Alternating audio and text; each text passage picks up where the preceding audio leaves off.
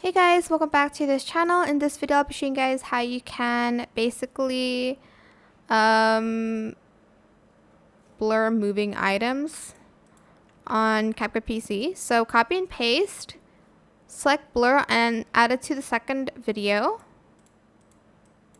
Go to mask and select the shape you want for it to blur. Just going to feather it out just a little bit. Add in a keyframe and you're just going to go frame by frame to hide what it is you're hiding. And yeah, that is pretty much it really. Super simple. I hope it was helpful for you guys. Don't forget to like, comment, share, and also subscribe to this channel if you haven't done that already. If you have any more questions about this video, just leave it in the comment section down below. I'll try my best to answer them all for you guys. And if you found this video helpful, please click the thanks button as well. That is it for this video. Thank you so much for watching. Bye!